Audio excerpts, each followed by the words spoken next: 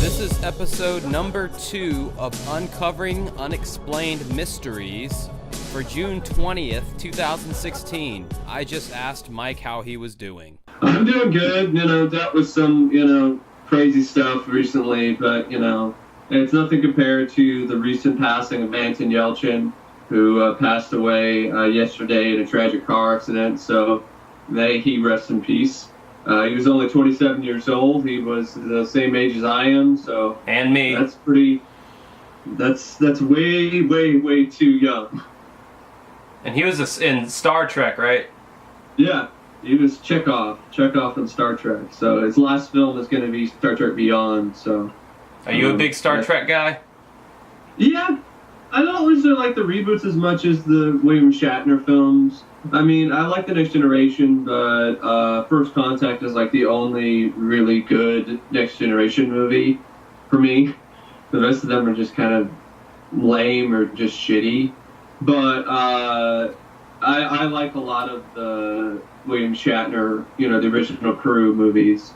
And I liked Into Darkness. But the main reason why is probably because Peter Weller was in it. There's Peter fucking Weller. RoboCop is in it, so, he was good, so. I never got into Star Trek. Like, when I was younger, it was like you were either into Star Wars or Star Trek, and there was like this big battle. I was a Star Wars guy, 110%. Yeah. See, it wasn't really like that for me. I was like both. Like, I had the best of both worlds growing up. I was a Star Trek and a Star Wars fan, and I still am. But I would say I probably watched more Star Trek than I did Star Wars. I mean, there's just so many more. At the point in time when I was growing up, there were more Star Trek movies than there were Star Wars films. This is before the prequels and everything. So, and yeah, most of the Star Trek films are better than the prequels, if you ask me. But, that's just my opinion. Yeah, that's not true. This Star Trek, Star Wars debates. That'll be a whole nother unsolved mystery. Which one is better? That's the eternal. That's the kind of shit that Robert Stack would do if the show was still on the air, you're still alive, didn't have any more mysteries. So they're doing like specials about petty shit like this.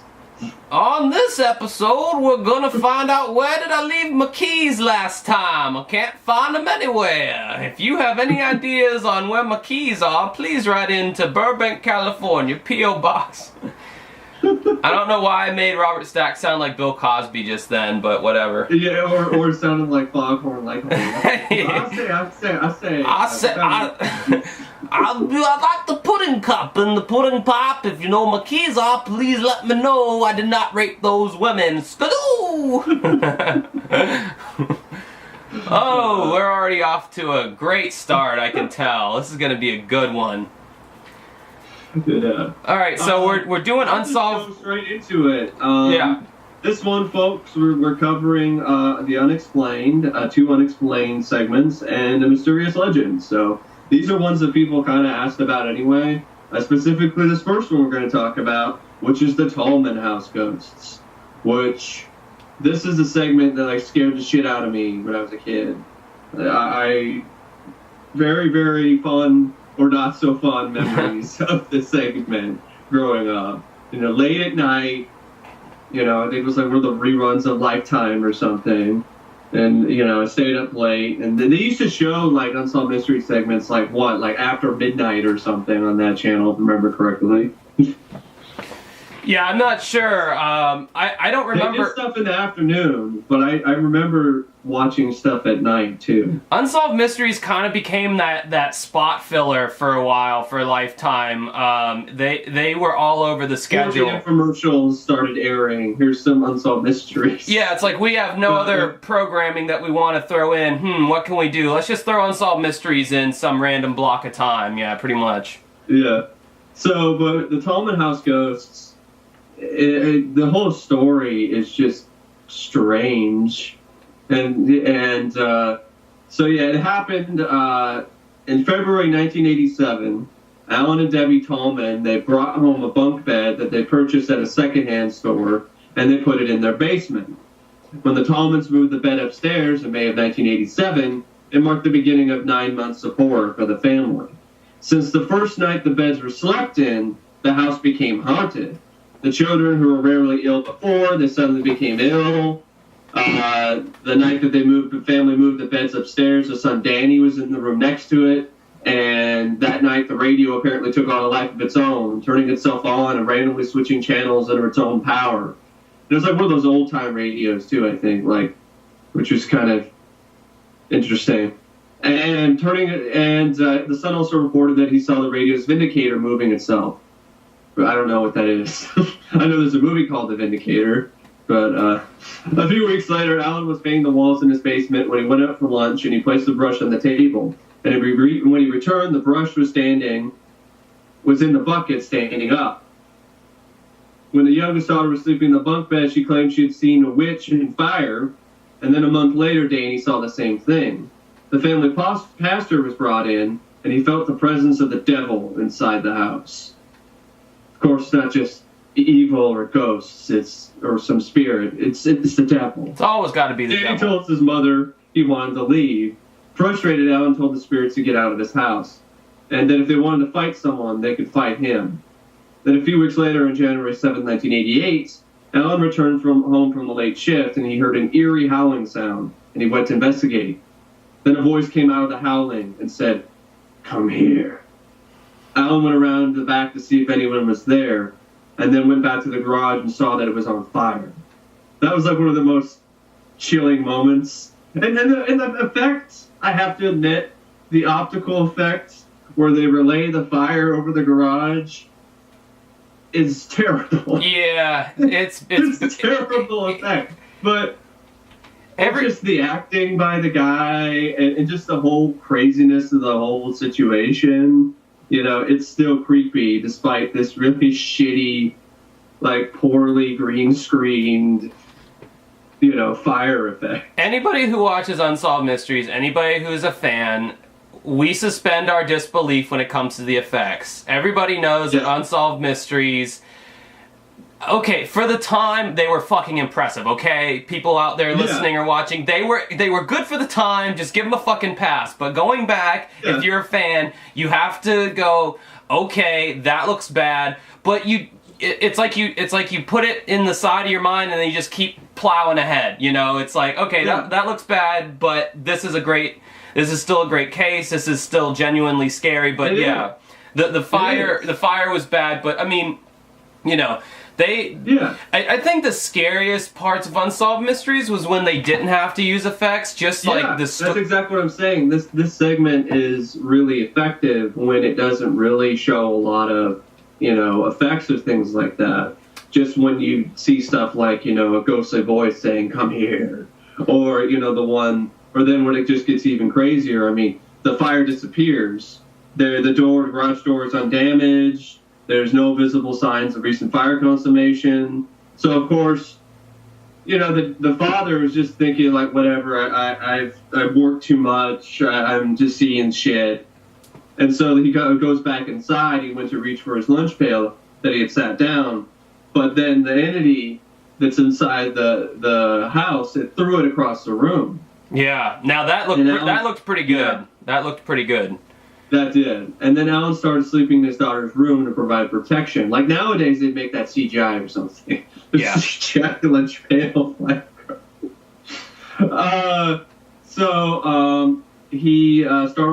Alan started sleeping in his daughter's bedroom to provide protection. That's how crazy it was getting. Imagine that. And then Debbie then called the pastor again because of what happened to Alan. And a few days later, Alan was working late and asked a relative to watch the girls. His relative was a complete skeptic until that night when he saw a horrible figure and screamed. Okay, now let me pause you right there. Now, for anybody who has this segment, whether it be through the Ultimate Collection or whether you downloaded it, that scream... I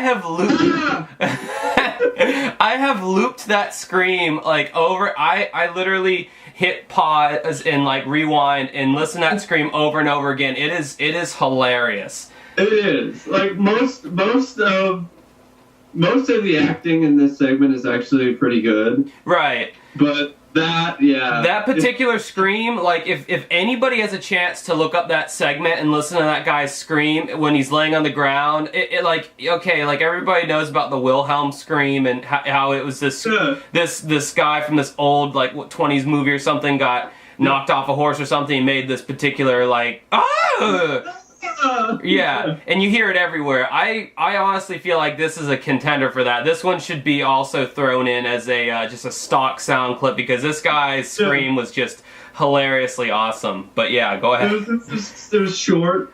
It wasn't a short one where he's just like or something like that. It's really funny. But I mean, again, me personally, I find that part of the charm of the show. Audio. You should loop that audio. Yeah, seriously, like, I might do that. I might make because I don't think I'll get flagged for, like, 3 seconds of looped audio.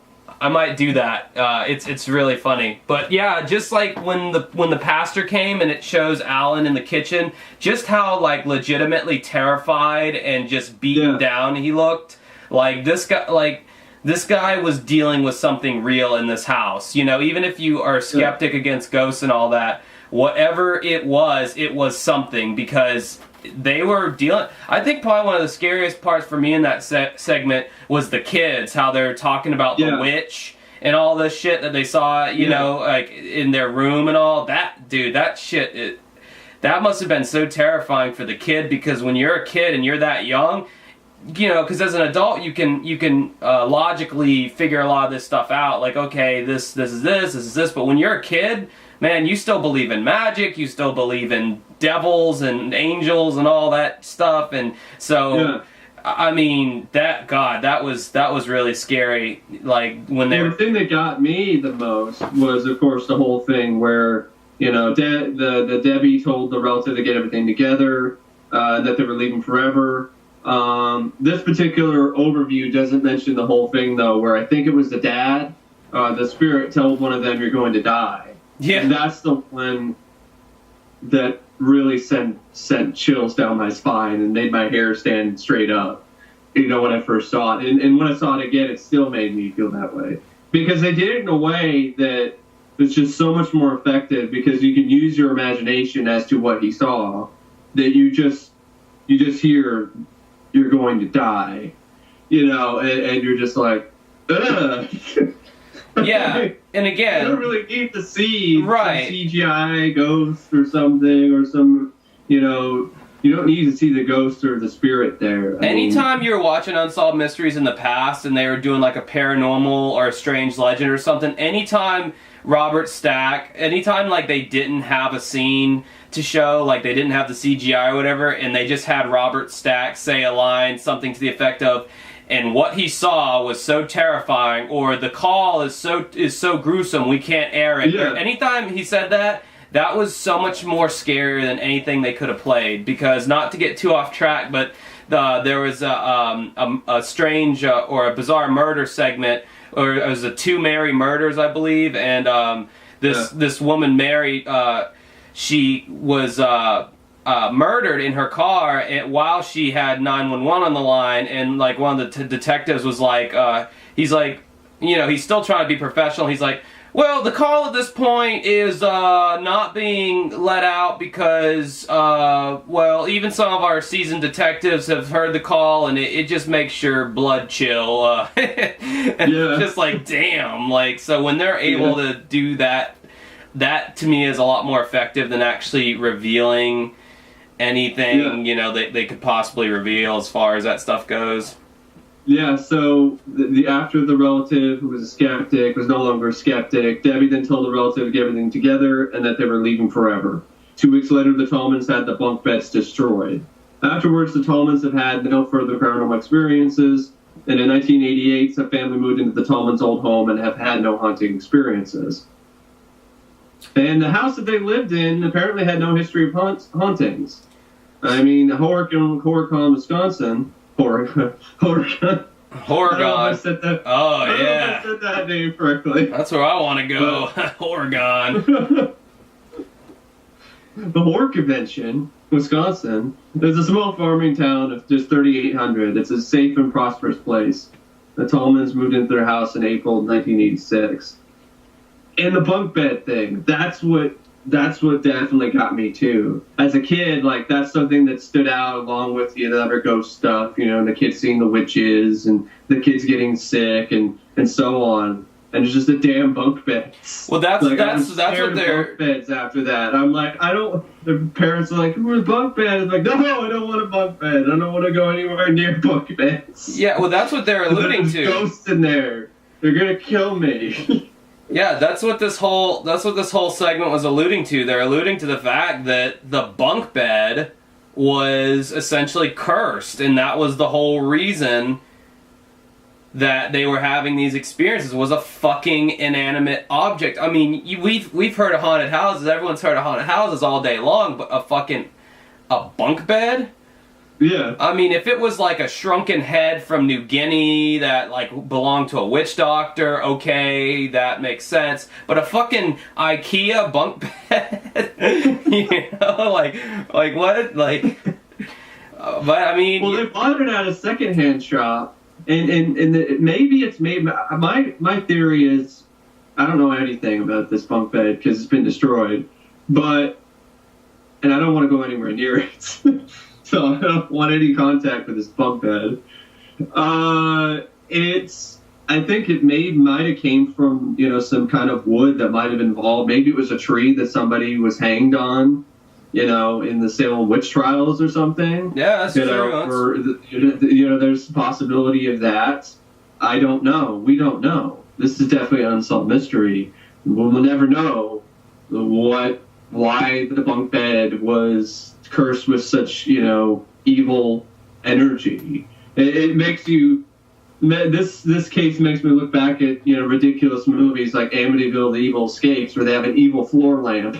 Because it was in the Amityville house. And then I'm like, well, okay, maybe it could be somewhat, with the Tallman house, it was somewhat possible, but at the same time, I'm like, no, that's just ridiculous. But it works here, because it's actual, based on actual, supposedly true events. See, the thing with ghost stories, though, Amityville is a big case. I personally feel Amityville is a hoax. There was evidence that came up when George Lutz was getting drunk with his pal, and he basically spilled the beans and said we just made that up to make money. So that kind of makes sense because there's been no hauntings and anything after they moved out. But there's also conflicting reports. There was a documentary called My Amityville Horror, which is really interesting, that talked about to one of the, I think it talked to one of the Lutzes, their son, and the stuff that he saw, and then they talked to the Warrens, who are part of this new franchise, the Conjuring franchise, which Amityville was actually a sort of Easter egg at the end of the first Conjuring film. Well, see, the difference to me between what you're talking about, Amityville, and this particular segment is, I think most people went to see that movie knowing it was a movie and they didn't care if it was real or not.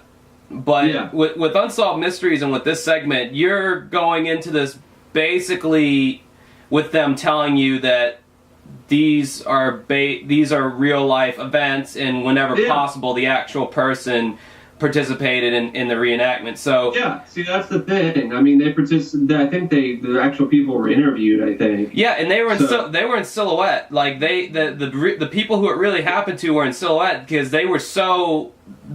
I believe they were saying something at the beginning of the segment that they were so kind of shaken up by this that they didn't even want to be on camera.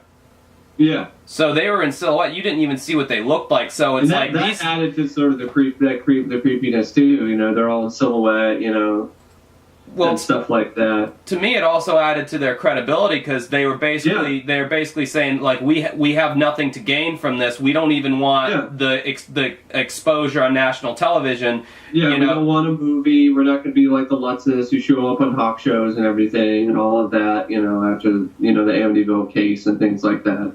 So, yeah, it's shows like, this and Sightings, they do the same approach. They interview the people who experience the things, and it's up to you, I guess, to make your own conclusion of what happened. in this case, I don't think there's a lot a scientific or logical explanation for this, other than it was something supernatural, at least to me. I mean, I know a lot of people don't believe in ghosts, but a lot of those people, you know, are people who saw ghost sightings, and then they were like, okay, there's something here. I definitely saw something. And it's not just, I don't think it'd be something like sleep paralysis, because it does not seem like these people were suffering from sleep paralysis. Sleep paralysis wouldn't make these kids get sick. Sleep paralysis shouldn't affect the house guest, unless the dad was sleepwalking when he got off of work and sleep drove to home, and then saw the garage on fire, you know, in some sleep paralysis nightmare, which is highly unlikely. I think there's a lot of fact, you know, a lot of truth in this case, but that's just off of what I've seen in the segment. And I don't know the Tallmans personally, so, you know, I wasn't there, but neither were a lot of the skeptics who like to doubt these stories. You weren't there either, and you didn't see it. Well, that's why, you know, a lot of times, and this is like slightly off topic, but I just feel like I want to get this out there. Like, anytime anything happens on the news or is reported on the news, whenever there's these big cases where it's up in the air on what exactly happened, who was in the right, who was in the wrong, a lot of the kind of the racially charged cases and stuff like that in the news, everyone always has to jump to one side or the other. They either side with the cops or the victim or whatever. My whole thing has always been, I wasn't there, and I don't trust the news media. Therefore, I don't have a right to really have an opinion about it. When someone's asking me, yo man, that's fucked up what the cops did, what's your opinion on it? It's like, I wasn't there, and I don't trust the news media. So unless I talk to someone who was there, then I can't really form an opinion. So it's kind of the same thing for this situation. It's like, I wasn't there, but I do trust Unsolved Mysteries, and I do trust Robert Stack, so I believe him. I feel the same way here. And the fact that, you're right, the fact that the people who saw this and experienced this, they you know, covered up their identity and things like that, that adds some credibility to it. So, yeah, I do think there's definitely stuff. There's a reason why people call this stuff the unexplained. It's not explained by science yet. And well, there's no proof that goes. I think the thing is, there could be proof, but people just wouldn't believe it, period. They just choose not to believe it. They choose to believe in some unknown scientific factor that no one knows yet, versus the idea that perhaps it might be paranormal. And a lot of people look at these ghost investigators like, oh, you know, they just automatically believe it's paranormal. No, they don't. A lot of these actual professional ghost investigators, they go into and no one really investigated, this is a pastor, but if there was a particular parapsychologist or so on that would go and investigate this case, at first they would look for possibly a natural reason for why these events happen. They'd see if there's certain types of energy that might be emanating from the ground or somewhere in the house. They'd check all that kind of stuff. They would check for those things that a lot of skeptics will go and say, well, did they check for this? Did they check for that? Did they do this? Yes, they do all of that. And when these professionals come to a point where they can't explain why the events happened the way that they did, or why these things happen, then they call it the paranormal, and they call it unexplained, because it's not normal. Paranormal is just another way of saying it's not normal. That's not necessarily just ghosts. That boy ain't right. So, you know, it's just outside with the professionals here. You know what has always bugged me about these ghost cases, and it happens sometimes on Unsolved Mysteries, is when the people finally inevitably move out, and then you get the little, P.S. No, the people who moved in after never had a problem, and that's happened with this story and many other segments, ghost segments. That is kind of distressing, because Amityville has that too. But there's also the idea that maybe certain ghosts or poltergeists or something actually are attracted and are connected more to certain individuals than they are to the new family or whatever. There's sort of that kind of thing going around, and that's the thing, we'll never really know. That's why it's called the Unexplained.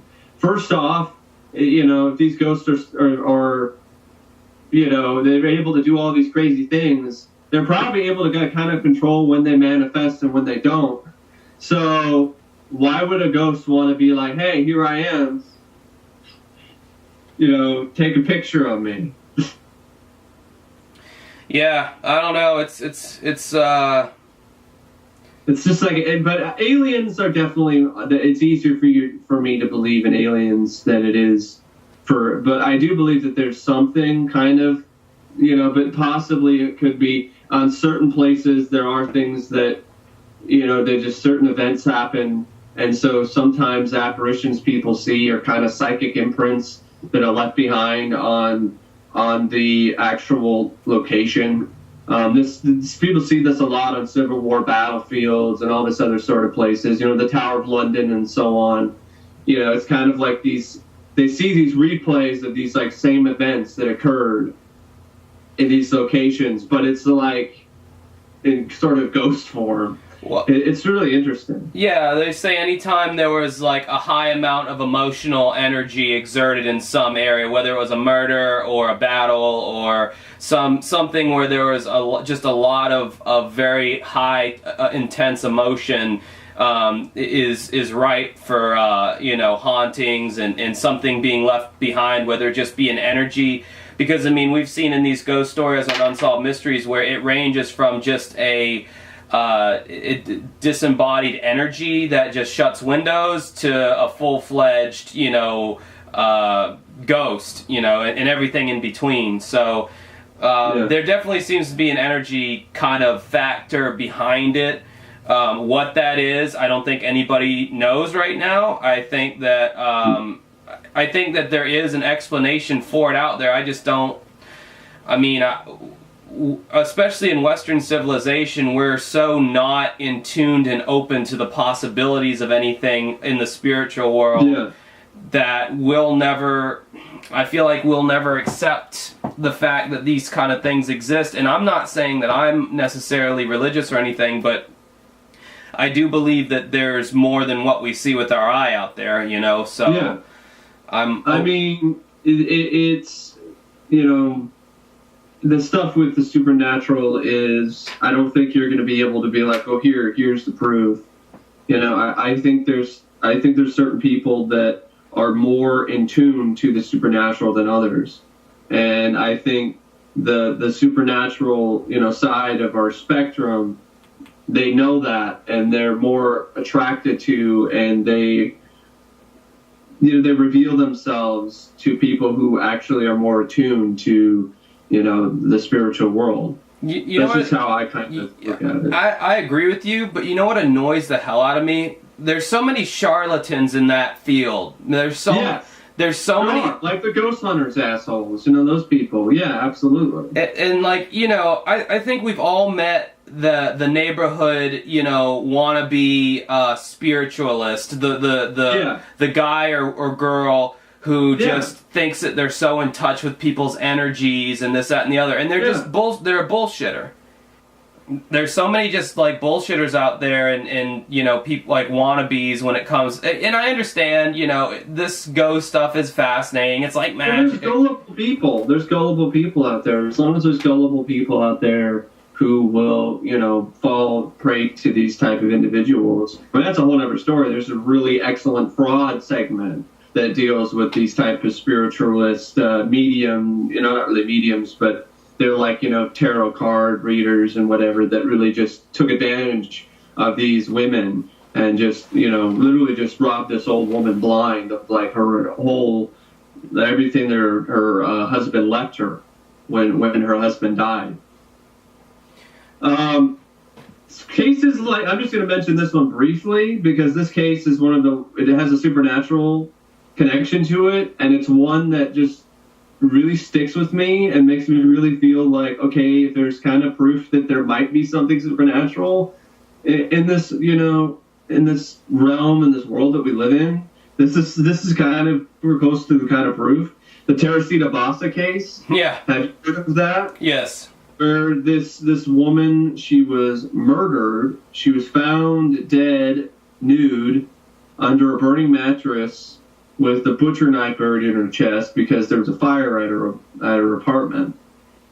And so the case got solved in the weirdest and strangest, most creepy way.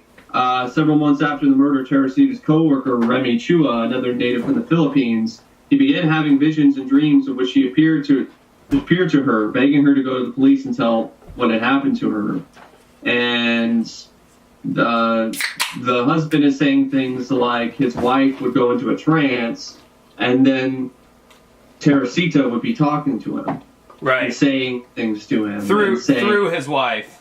Through his wife, saying, you need to, solve my murder, Not only that, she gave him the name, Alan Showery. Yeah. She gave him the damn name. And this reminds me of yet another Unsolved Mysteries case. I know we're kind of jumping around, but she had this other lady had a psychic premonition about where this body was, and she went and found it was like Dorothy Allison. It was this other lady, and it was this murdered the nurse. It was a nurse who was murdered up in this canyon, and this lady, this soccer mom, essentially got this random psychic premonition and was able to lead police to the body, and they arrested her. Because she, it's like, how would you have this information? And they arrested her. Yeah, and the only way she got cleared was they actually found the guy who really did it or whatever, and so she was cleared. But yeah, she was like, they interrogated her for hours, and and that's one of the scary things about this kind of stuff when it comes to the police and psychics and the paranormal is that you got to be careful. If you're the real McCoy and you get a real vision or message relayed to you from beyond, you got to be careful when you go to police, because they're going to look at you and be like, yeah, psychics and all that's bullshit. How do you really have this information? And you better have a good answer, because you might get arrested, because that's what happened to one of them one time. She actually got thrown behind bars. Yeah. All right, moving on from the paranormal, we're going into something that's not so paranormal. It actually shows the brilliance of the human mind and the human spirit. When you really put your mind to something, you can do anything, as they say, and this is definitely a great case of that. And a lot of people know this case, but they may not know this angle of it. It's the escape from Alcatraz prison, the famous escape from Alcatraz prison. Yep. With Frank Morris, John Anglin, and Clarence Anglin. And I watched an extended version of this. I don't think this particular version that I saw is on the DVD. I don't know, I might be. But in this version, they actually did try to recreate the events. So they tried to have professionals create a raft and stuff like that, and kind of recreate the conditions that these guys might have been in once they would have escaped from Alcatraz and tried to get into the. I think it's a ocean, right? It's the ocean, right? It's the San Francisco Bay. They try to get in the bay and try to, and I don't think they were very successful trying to, recreate that. But then they had some guy being like, okay, he's a professional swimmer. He's like, I'm going to swim across the bay. And I think he ended up, see, this is the same thing. Yeah, we can talk about that later. But the case, you probably know this like the back of your own hand. You can. Yeah, it was Frank Morris, John Anglin, and Clarence Anglin. They were. I'll give you the short and sweet of it. They were sent to Alcatraz. This is just going off my own memory here. They were sent to Alcatraz prison. Alcatraz prison was the final stop in the correctional system for the worst of the worst, basically. Yeah. If Al Capone was there. Al Capone, the guy who started the was it the Crips or the Bloods, the godfather of the whatever the hell.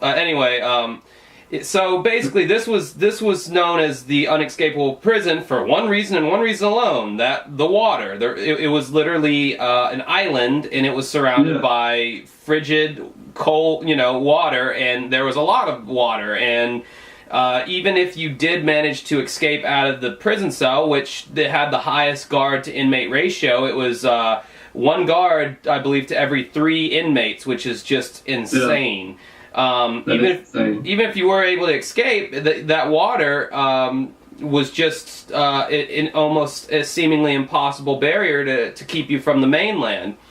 So these guys had managed to do an escape earlier before they made their main escape. It was a big breakout. A lot of the prisoners broke out.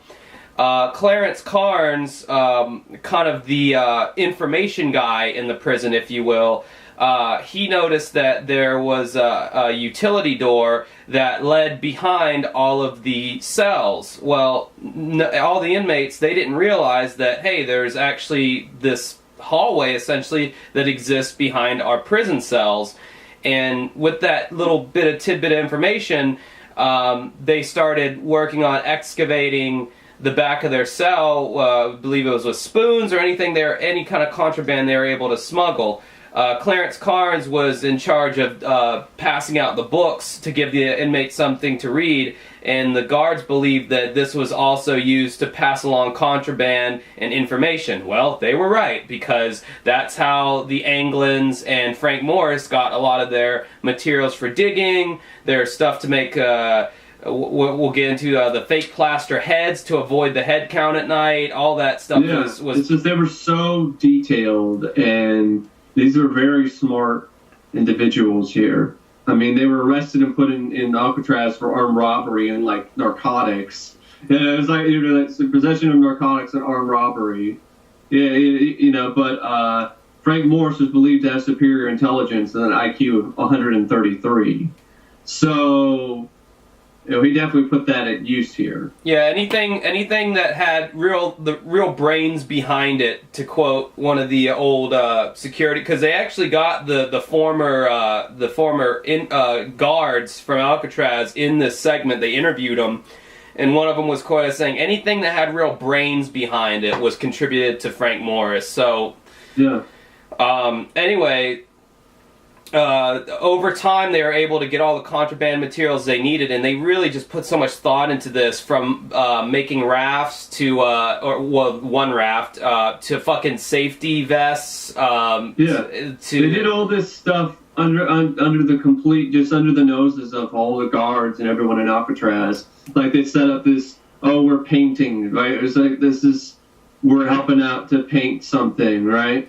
Right, there was one of the brothers, I believe, was ordered to repaint the section that was above the prison cells, and what he was doing was he was chipping away the old paint before he repainted it. Well, what he did was he'd start kicking the materials down below, and it was getting all over the place.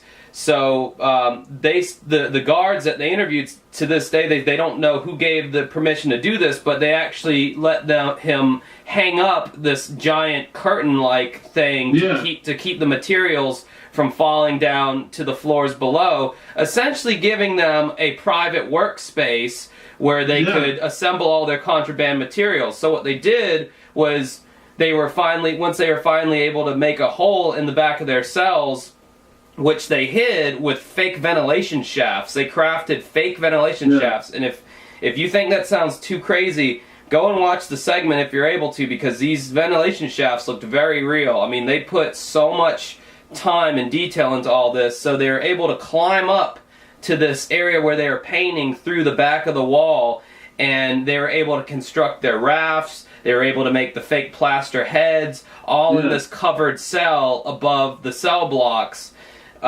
Which, would that happen nowadays? No. But back then, you know, even though they were at the last stop in the correctional system, they still had some holes in the system that they were able to manipulate. And as long as human beings are trapped, they will always find a way out. I mean, you can watch the show I Almost Got Away with It, which is actually a pretty decent show. Yeah, that's a good show. And they always find ways to manipulate themselves out of jail. And I just think it's brilliant. It's fucked up that they did what they did to end up in jail, but it's brilliant the ways that they're able to use the power of your mind to actually, when you put your mind to something, you're able to, you know, get out of it. But so anyway, it's crazy. They use spoons. They use spoons to take access into the corridor. They left hair and plaster heads in the beds to cover their activities.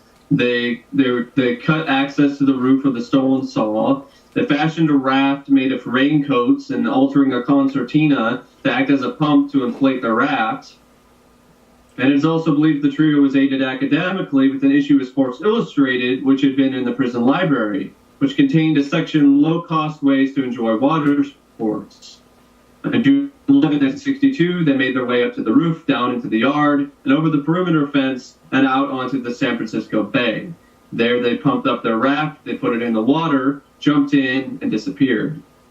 It was quite possibly the most thoroughly researched and complex successful escape in criminal justice history. When the plunger heads were discovered in the morning, the authorities had no way to tell how much of a head start they had. They were aided by fourth man Alan West, who helped them carve the tunnels, noting sea spray had weakened the cement compound throughout the years. Morris and the Anglins had originally intended to escape as a quartet with West, but they were forced to rethink their plans and discovered that West tunnel was too small for them to fit through. According to West, one of the Anglins argued that it was an all or none deal, but the other two said going back for West could foil the entire flight to freedom. And of course, this sparked the largest full-scale search at the time. Police found the remains of a broken-up raft in the San Francisco Bay and one of their handmade oars at the nearby Angel Island, along with a personal packet from one of the men.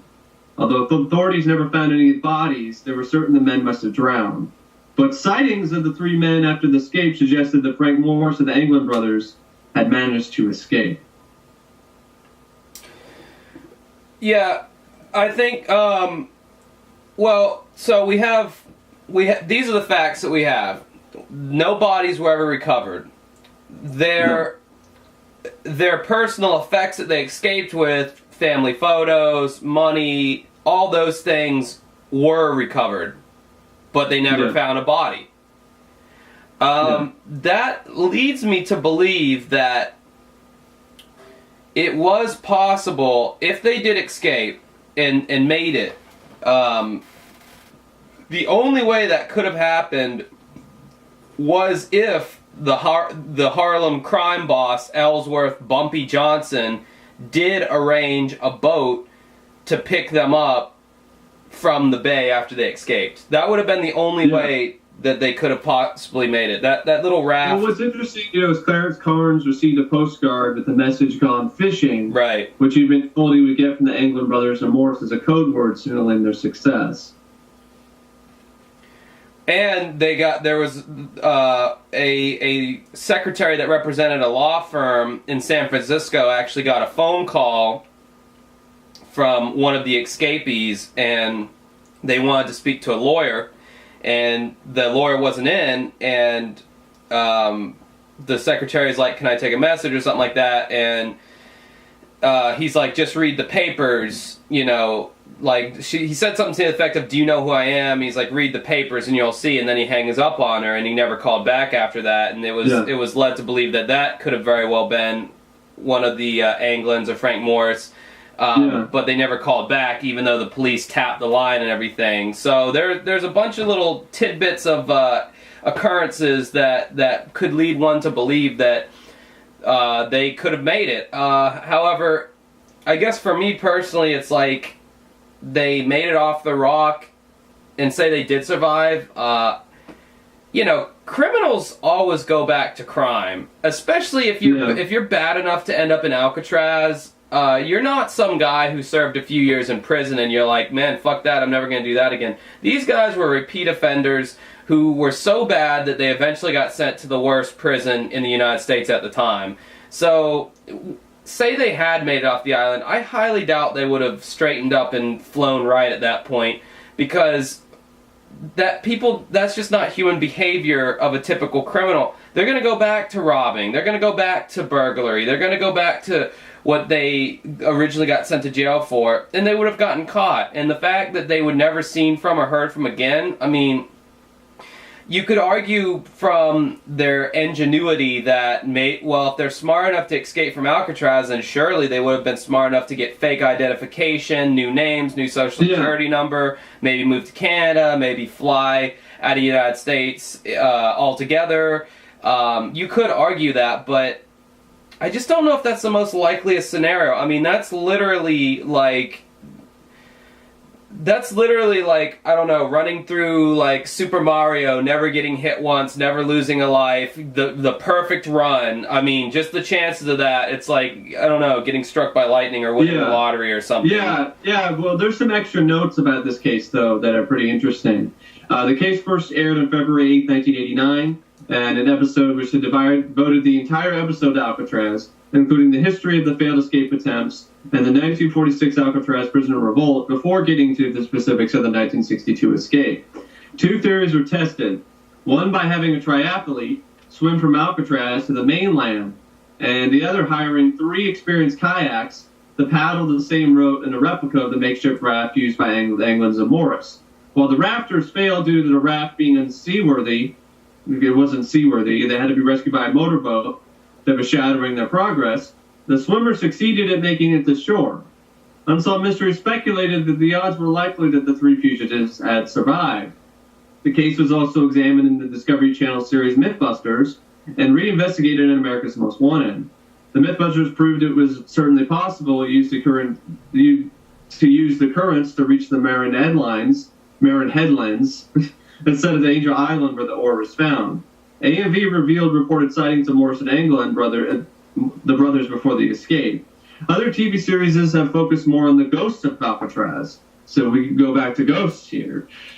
The escape inspired the 1979 movie Escape from Alcatraz with Clint Eastwood as Frank Morris. The TV series America Declassified revealed a few more details on the case not revealed in other programs, such as the evidence of the raft on Angel Island, footprints leading away from the raft, and reports of a car stolen by 3 men after the escape. On October 12, 2015, interest in the case was renewed when the History Channel premiered a documentary about the 1962 escape, focusing on John and Clarence Anglin and the possibility that their escape was successful. Evidence produced by relatives, including photos and Christmas cards, seemed to suggest that the Anglins might have escaped to Brazil. No evidence has been produced to disclose the whereabouts of Frank Morris. My biggest thing about this case is these guys, and I said this in the video, my top 10 unsolved segments, these guys are so damn just ingenious in their planning. The biggest tragedy is, why didn't they use this in the outside world to get a better job or gainful employment? Why didn't they why didn't they invent something, or if you can break out of fucking Alcatraz, fashion fake plaster heads to avoid the head counts, and fashion fake ventilation shafts, make a fucking way to inflate a raft that you made out of rain jackets. It seems like you could somehow fashion a halfway decent resume to give to a employer somewhere, or something. It just blows my mind, these people. It's like they were given all the intelligence for all the wrong, bad intelligence, bad creativity. It's it's a shame. It's like. It is. They were supposed to be the supervillains of the world instead of the superheroes, It's like they were destined to be that. That's probably the biggest thing that gets me about these guys. It's like if you had only used your powers for good, it blows my mind. Some people, it's just they're career criminals. It's kind of in their, and you can maybe make an argument that it might be in their DNA. It's just some people, they kind of seem like they might be sociopaths. So sociopaths, they just look at the earth, look at the world around them as just, their sandbox or the playground. They can do whatever the hell they want. You know, that's how they kind of look at it. They don't really emote much or really care what other people think about them. They're very self-centered and they're very dangerous individuals.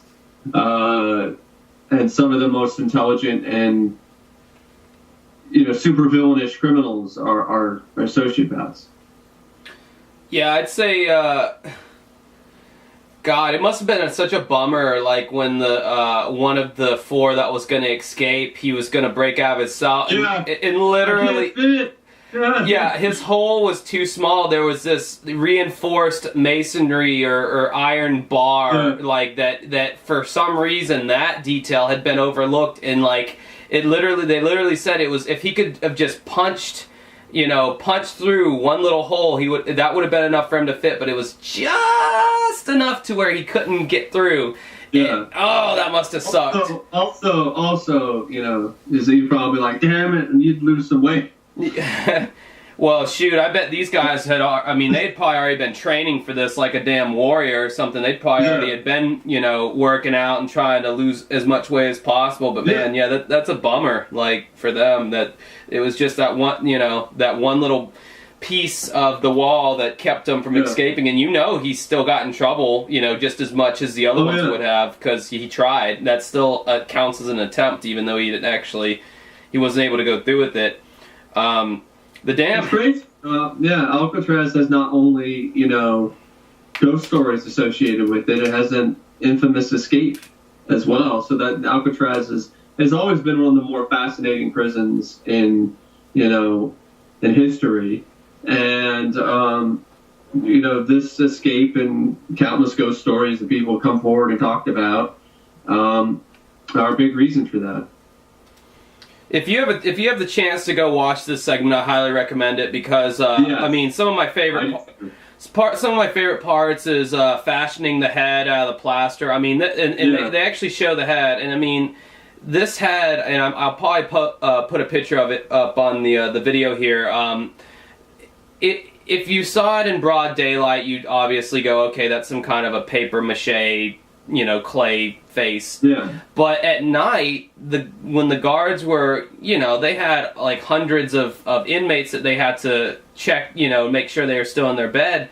I mean, all they were looking for was some hair and a little bit of what looked like a face, and okay, good enough for me, on to the next guy. I mean, they weren't studying these things, so I mean, this head was really just ingenious and really fascinating. Like, these motherfuckers made a fake head. I mean, it's like every bad 80s movie where the kid tries to escape out of his room and he leaves some kind of fake, you know, it's literally what these guys did, but like in real life. Like it's just the real escape plan, you know, the Stallone Schwarzenegger movie, you know. These guys are the real, you know, prison, you know, escape experts. Yeah, it was awesome. I really liked that one a lot. Do you know why they shut down Alcatraz? I never understood why they stopped using that prison. I think it was. I'll do some. It was. I believe it was expensive, extremely expensive to maintain, and to. Yeah, you're right. I'm double checking on the internet here, and it was saying that it wasn't because the escape, it was because the institution was too expensive to continue operating. Yes, it was too expensive to continue operating. It also was starting to become ineffective, I believe, at a certain point in time. So they realized like it would have been cost too much to, you know, fix it, to make it so, high maintenance cost and a poor reputation. Alcatraz closed on March 21st, 1963. Wow, that's a long time ago. Yeah, but it opened in 1934. So they got a good bit of use out of that. That makes sense, though, that it would be expensive to maintain, because you figure it's an island. They have to get all their supplies shipped, you know, to them. Can you imagine maintaining that place? That it was starting to fall apart too. So it would have cost millions of dollars, and maybe even in the billions in 1960 dollars. You know, that's And we all know where does money come from to fix prisons? Taxpayers' wallets. Yeah. So that would have been. Yeah, that would have been a controversy. But yeah, it's just it's a fascinating story. Maybe they escaped, maybe they didn't. There seems to be evidence that supports both. That's why it's an unsolved mystery. Until we find their bodies, or we know for sure that they're alive or dead, no one really knows. Alright, up next we have the granddaddy of them all, literally. Roswell, New Mexico, the first ever documented case of a UFO crash, and supposed bodies recovered, government cover-ups, and basically the whole birth of the UFO craze. There's a lot of backstory to this. A lot of you have a working idea of what happened, but just as a refresher course, or more details. For people who don't know, here's the all the details from pretty much everything that's covered in the segment. And there's a few other stuff I'll talk about too that was not mentioned in the segment. It was mentioned in later things and so on. It occurred on the night of July 2nd, 1947. There was a violent electrical storm that had swept over the plains of Roswell, New Mexico, and rancher Mac Brazel waited out the storm in his house when he heard an explosion. According to his son Mac, he was on the fields later that day when he looked to see where the rain had hit, and he found the debris field of an unknown object. And whatever it was, he said it was broken beyond identification. He said the debris field was about three-fourths of a mile long, and scattered along with pieces of plastic-like metal, about 3 foot long and as thin as newspaper, and flexible beams. Think about this, folks. Back in this era, I don't think plastic was invented yet. So people do kind of like to think about plastic. Plastic's always been around. Actually, no. So they're like, what? What is all this shit? What is all this stuff? I mean, you're running a farm. You're not expecting to find this stuff. So later that day, Mac went to his neighbors, the Proctors, and he told them about the debris. Mac brought one of the pieces, and he said they thought it looked like some kind of wood. And that's where they get the sort of thing where they're like later, one of them said later, I would probably say it was more like plastic, but we didn't have plastic yet. And so he brought them one of the pieces. They tried to do several things to it. They tried to burn it. It wouldn't burn. The object was completely unchanged. Mac Brazel then went to the sheriff the next Monday, and he informed the local military base. And that afternoon, Mac led 2 Army intelligence officers to the crash site. One of the officers was Major Jesse Marcel Sr., an experienced combat pilot, whose peacetime job was to investigate air accidents. I think he was interviewed in this segment, I think. Yeah. But he was interviewed for a UFO documentary before he died in 1982, and they used segments from that documentary in this segment. And despite his experience, Marcel was unable to identify what kind of craft it was. He died in 1982, but before his death, he was interviewed for a UFO documentary. He was told that there was just fragments strewn across a 3/4 of a mile long and several hundred miles wide. 100 yards wide, not several hundred miles. He tried to burn it, bend it, and even hit it with a sledgehammer, but none of that worked. If this is a weather balloon, folks, I'm to believe what the military is trying to tell people. Why would it not burn? Why would it not bend? I mean, why would it not break if you hit it with a sledgehammer? So one thing that he was certain of was that it was not a weather balloon, an airplane, or any kind of craft that he knew. And the night after his father found the debris, Jesse Marcel Jr. saw and handled the debris because they had brought it back to the Marcel home. He found that on one beam, this particular part always stood out to me, there were strange markings that appeared to be hieroglyphics. Jesse Sr. then brought the debris back to Roswell base, and some believe that the debris was flown to Dayton, Ohio. The next day, it was apparently stopped in Fort Worth, Texas. That same morning, Colonel William Blanchard, the commanding officer, went public about the story by Mac Brazel, the UFO that he had located. The story was quickly picked up by the media across the country. After you get the RAF captures flying saucer at a ranch in Roswell region. And that same day, an engineer named Barney Barnett made an astonishing discovery while driving near Socorro. He found a spaceship that was oval-shaped. And this is the stuff I knew about the crash before I saw the segment when I was younger, because I read all kinds of stuff about the unexplained and so on. I was just really into that. And shows like this and sightings, kind of started that, but I'd already kind of known kind of what Roswell. So, but I don't remember this. So Barney said he found a spaceship that was oval-shaped and had crashed and broken open. There were 4 beings located on the ground near the craft, and their heads looked larger than normal, and they had strange spacesuits on. At the same time, a group of archaeology students arrived at the site after seeing it near their dig.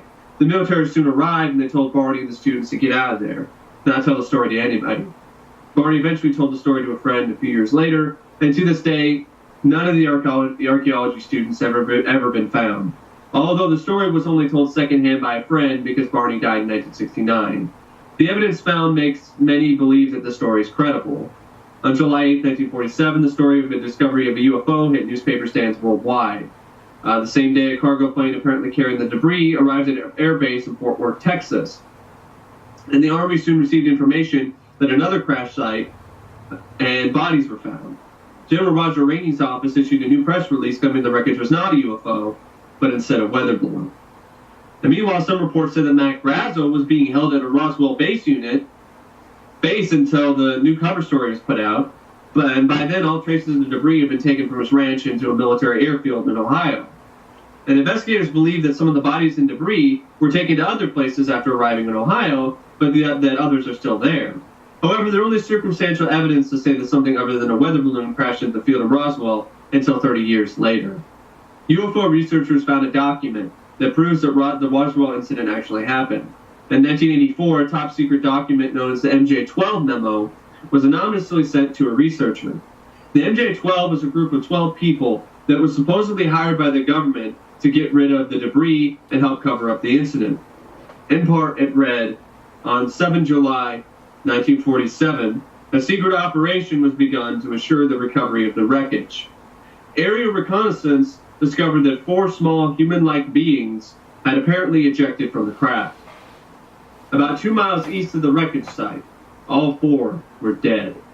Civilian and military witnesses in the area were debriefed, and news reporters were given the effective cover story that the object had been a misguided weather balloon.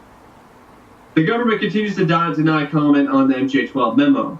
If we were supposed to believe, if we were to believe the memo and other sightings, there's a possibility that the government actually did locate life from another world, and they covered it up. Apart from Barney Barnett, only one man claims to have seen the alien bodies, Oliver Henderson. His wife claims that he never told anything that he wasn't supposed to, and he did not tell anything about what he had seen until 34 years later, when he was pretty much on his way out. He was ill, and he decided to tell his wife about this in 1981. Oliver was the pilot who flew the first pieces of the wreckage out of Roswell, and he told his wife that despite the military denials, the incident actually happened. He told her that he saw bodies, and these alien bodies were smaller than humans, but the head and the eyes were much larger, and the clothing was of a strange material that had never been seen before. It's been more than 60 years since the object has apparently crashed in Roswell, but to this day, nobody is certain what the object truly was. So, you have a whole cornucopia of just sloppy government cover-ups. I mean, and I think that's why this story is just the gem. I mean, what a great beginning to the UFO Odyssey is just such just a whoops, oh, well, don't mind us, nothing to see here, folks. And it was just so obviously, if you're to believe these people who have, again, and if you've seen the segment on Unsolved Mysteries, these people are very elderly, and they seem like very simple kind of people who are not at all trying to make a name for themselves or anything Why would the wife lie. I mean, at this point in her life, she's older. She's just saying what her husband told her, and that's the kind of thing that stuck out to me. I'm like, I could see a lot of truth in that. What did her husband have to gain? What did she have to gain? It wasn't really much. Her husband couldn't say anything to the press because he was one of the guys who was involved in the cover-up. So if he said something, he'd get in serious trouble. So he could potentially put himself and his wife in danger. So, because the government, they don't want to get on their bad side. So, yeah, I mean, there's a lot of reports from eyewitnesses in this that are very eye-opening and really do at least show to me that, I don't know, I don't think there's much credibility that this is a weather balloon. Because this is something that they came up with after the fact. See, the fact that you're right, it's so sloppy. It's like, at first the military allows there to be a news story that says it's a flying saucer. And then later they're all like, no, it wasn't a flying saucer. Forget about what we said, what happened. It's a weather balloon. Well, that's, if this has happened now, it makes me wonder, would there be more transparency or less transparency? Now, I'm tempted to think there would be less transparency because the first real story would have never gotten published, but then I think about things like Snapchat and Instagram and camera phones. I think nowadays it would be almost impossible to cover something like this up. But then I think about, and this is getting into some real, this is getting into the, I don't even want to call it conspiracy theory, because when it comes to shit like this, it's almost to the point to where it's not even conspiracy theory anymore. It's generally accepted by most Americans that the government covers up shit. But they had one expert on that segment, and I forget his name, but he said, at this point, at this time, for the government to say, we found this object, we don't know how it got here, we don't know how we can stop it, we don't know what they want, but we just thought we'd let you know about it. At that time, it would have been irresponsible for the U.S. government to tell the American people that.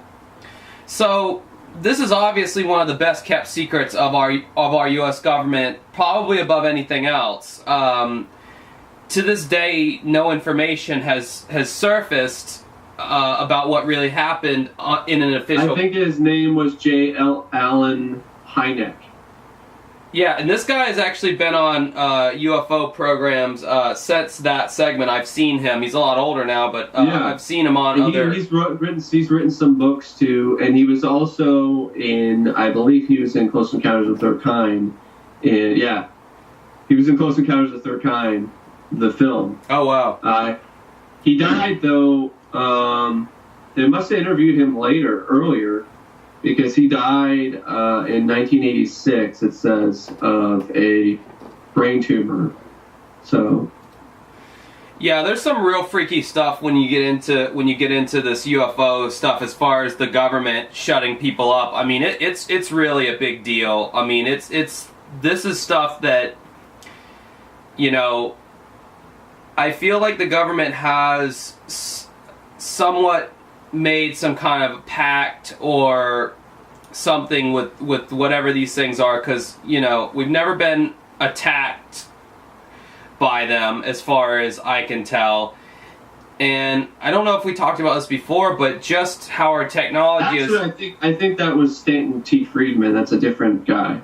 Yeah, that's Stanton Friedman, because he's still done he did a bunch of stuff.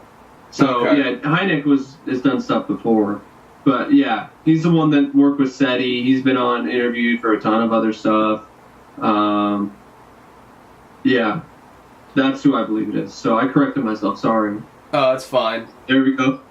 But you can edit out my mistake. It's just all right. Anyway, yeah. There is kind of some crazy stuff. People...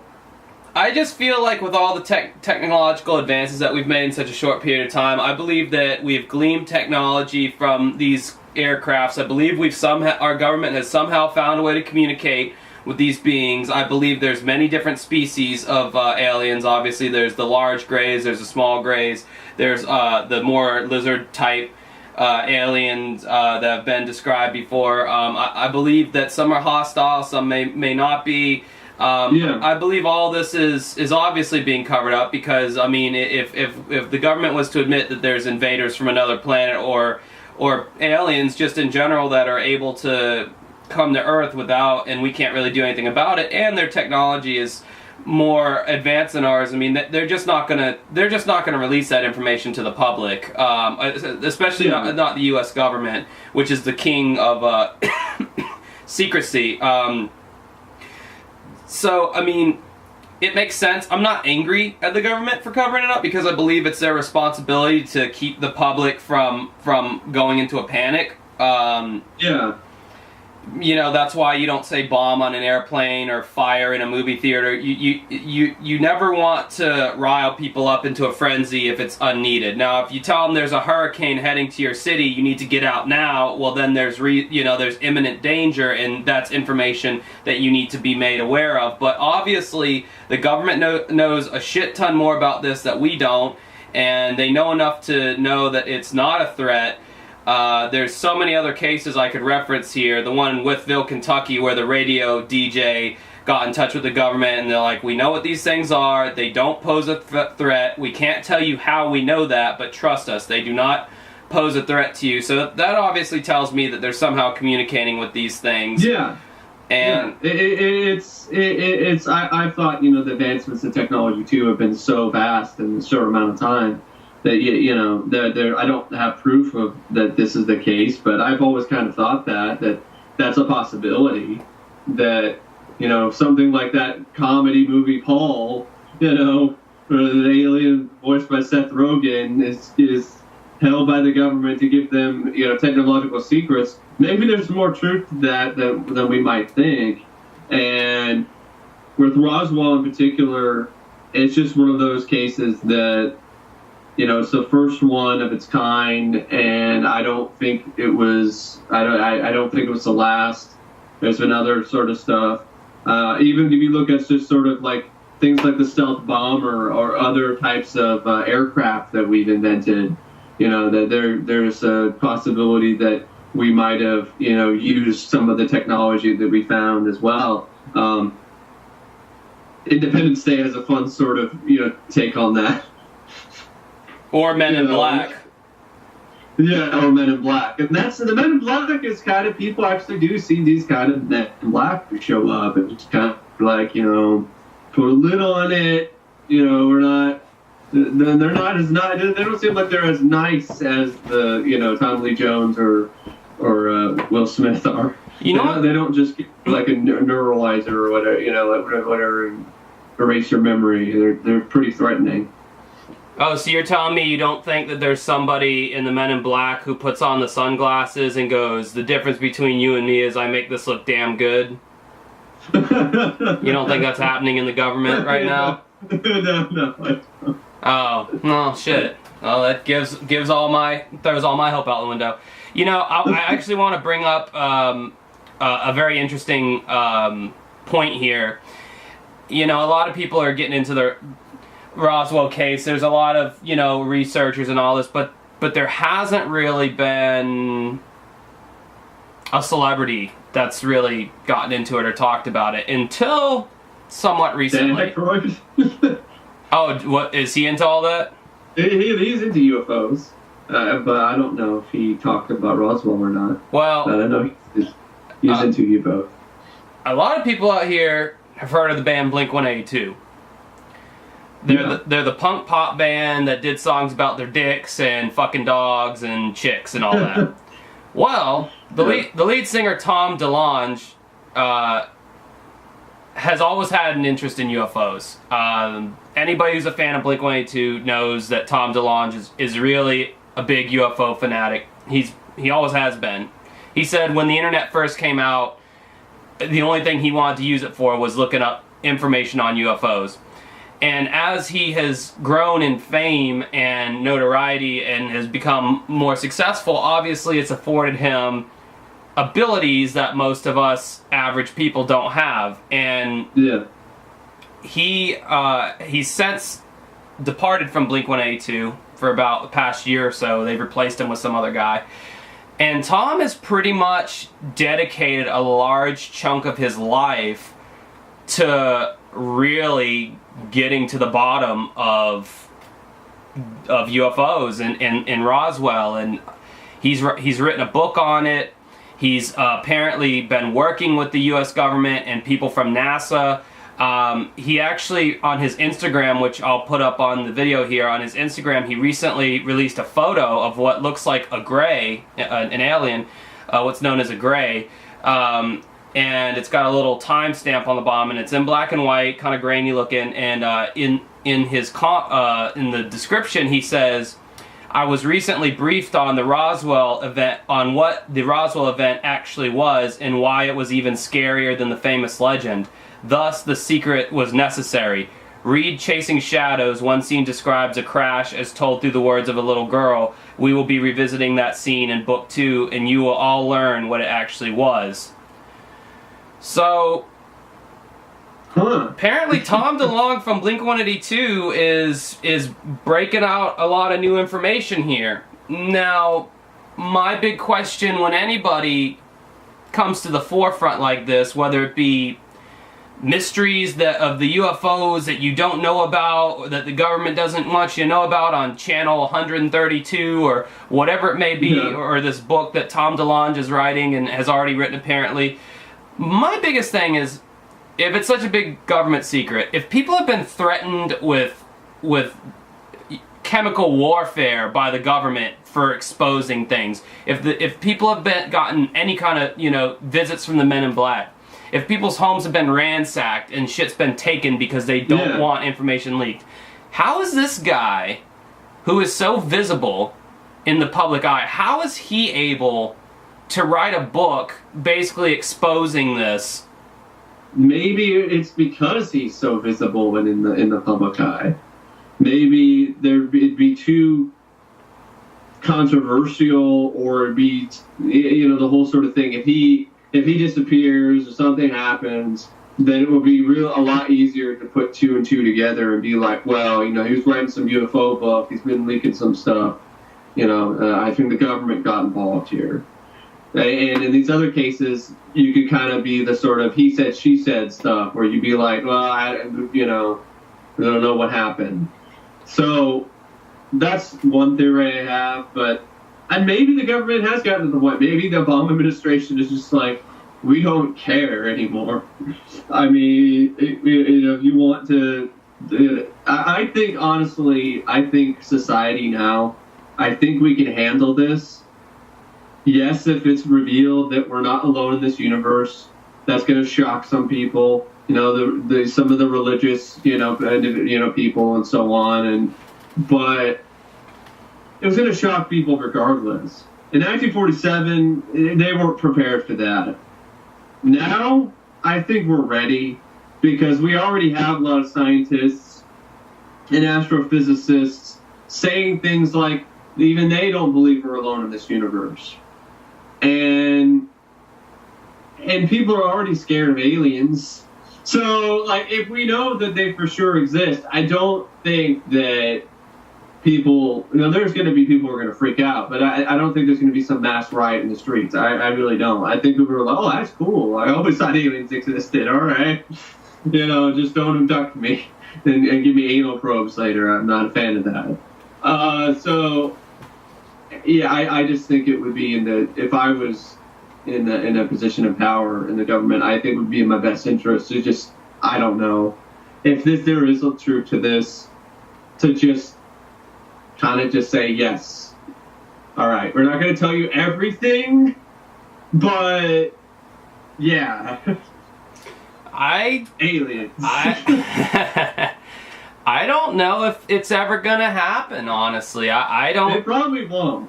But it's just, I think we're ready now. I think the government might be like, oh, we're not, but I think we are.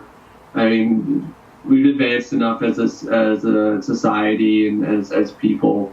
You know, there's not, the technology is so advanced now. I mean, it's one of those things that I think people can handle things more. But then again, people freak out about bathrooms in Target. So I don't know. Maybe aliens could cause some really crazy shit to happen. And if the government feels that there is a chance of that, then I can totally understand why they'd want to cover that up. Because you don't want people to, lose their lives or innocents to die or something in some crazy ass, Walking Dead scenario, but this time it's with aliens. Then all these people are just like, nothing is safe. My whole thing is like, whether you believe the Roswell event happened or not, if you're a UFO skeptic, if you're a skeptic in general, if you don't believe that happened, you can't take every UFO case, and a lot of people out there might not know about a lot of UFO cases. Maybe they haven't delved into it like I have. You can't say there's nothing out there. You can't say nothing. Yeah. You can't say nothing ever happened. You can't say every single event has been some explainable thing in some way. Oh, well, that was this was that, blah, blah, blah. You can't take all of it as a whole and deny all of it. You just can't. Yeah. There's just too much. If you could, then they wouldn't be called UFOs. They would not be called unidentified flying objects.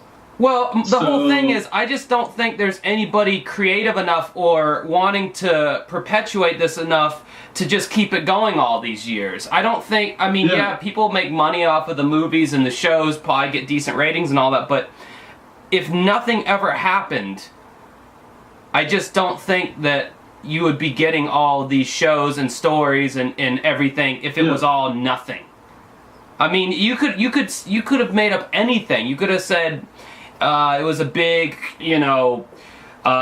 rectangular cube that flew through the air, and the alien looked like it had deer hooves but the fact that the descriptions are always the same, the details are usually so consistent. It's just, you can't say that it's nothing. You just can't. You can't. You don't have the luxury to just blanketly deny it, even if it does scare you. It's like it's something. I mean, do I think it poses a threat to us? No, because if these beings are truly advanced, then they'll have a higher intelligence. Which, if you believe any of the testimonies from anybody who's ever been abducted or anything like that, the description of these aliens, it's usually they can communicate without speaking. They have telepathy, the power of telepathy. They just have all these higher advanced abilities, so they're not going to come in here guns a-blazing or lasers or whatever and just wipe us out. I don't think they pose a threat, but at the same time, it's just like the descriptions are it's just too consistent to say that it's all bullshit. And I mean, I don't know. I just think that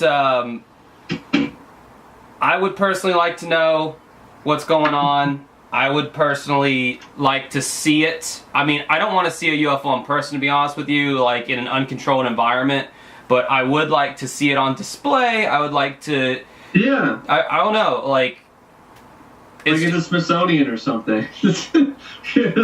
Yeah, I want to see it under glass. Yeah.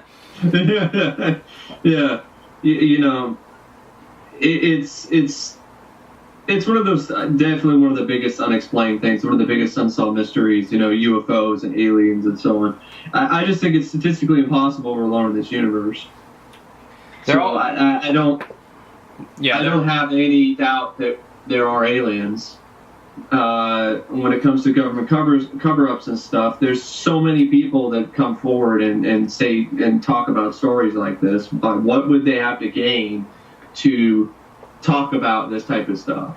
I mean, they're not going to get paid that much, and by coming out and saying, yeah, the government was threatening it, that honestly doesn't help them. Like, the government could be like, well, you just got yourself another visit. It's just easier. It's just easier to believe that it's real than it is to believe that it's not real. And this is how I feel about the government denying aliens and denying UFOs and denying a cover-up. I feel the same way. They keep saying there's no such thing as Area 51. Bullshit. My dick. It's on the Google map.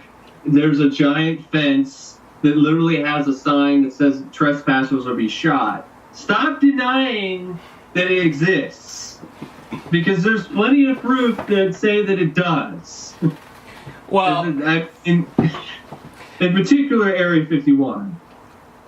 You know, there's literally so much to talk about with the UFOs, and we're definitely going to be doing more segments on this. So this is just literally scratching the surface, but like the Allagash abductions, but Betty Hill and so on. So yeah, to allude to the government, to the U.S. government, just how bad we are. There's a Unsolved Mysteries segment called the Belgian UFOs, where there was all these sightings of UFOs in Belgium.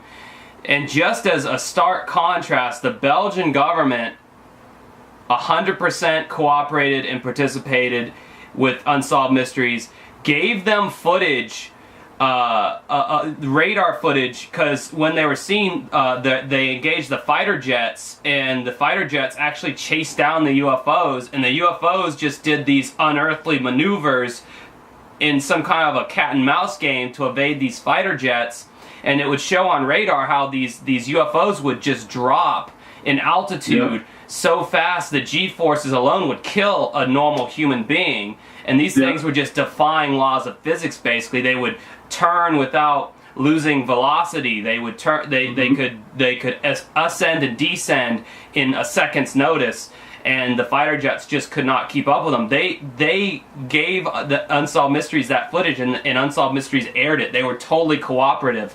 So there stands a stark contrast between other government agencies with how they handle the UFO situation, how the U.S. government handles the UFO situation.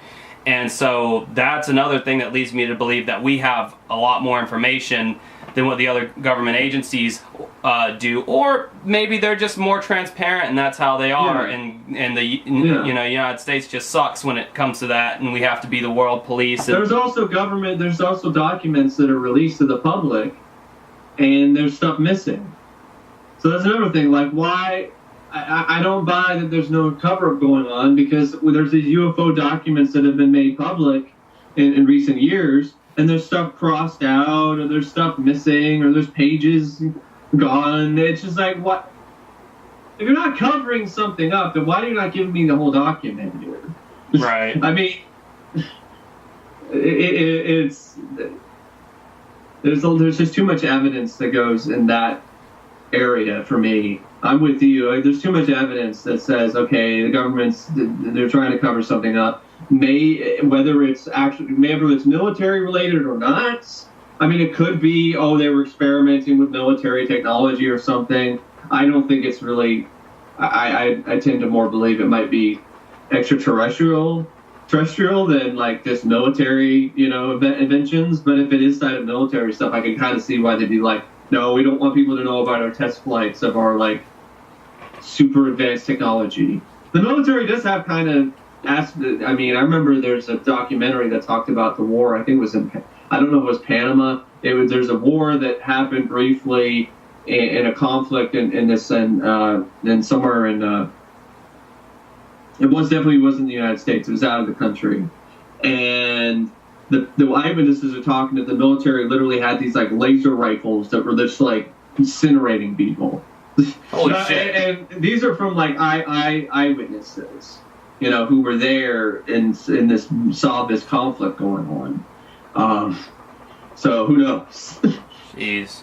Well, there's so much more to talk about with this UFO stuff and the paranormal, and we are literally just scratching the surface. But I think we're absolutely. I think we're good. I think we covered a lot, and Yeah, we're definitely gonna talk about more, but we're not just gonna stick to just paranormal stuff too, because there's other stuff too, other cases that are interesting as well. Right.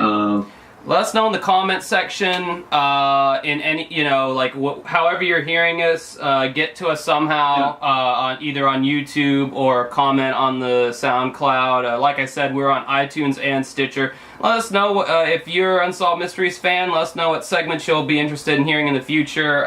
We have a whole mother load of segments that we want to talk about, and like I said, there's so many paranormal segments and UFO segments, and we are just scratching the surface of this UFO stuff, because I can think of at least 3 or 4 UFO segments off the top of my head that I've been dying to talk about. So I think that's it for episode number 2. I hope we got some more mainstream episodes in there that more people are familiar with, but it's not always going to be like that, so we're going to be just talking about all kinds of stuff. But make sure you check out Mike's channel. It's youtube.com/OCP Communications, I believe.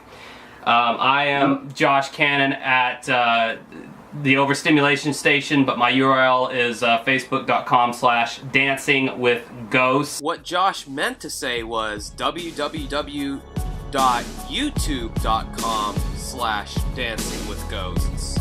Ghosts. That has nothing to do with paranormal. That's the name of my band.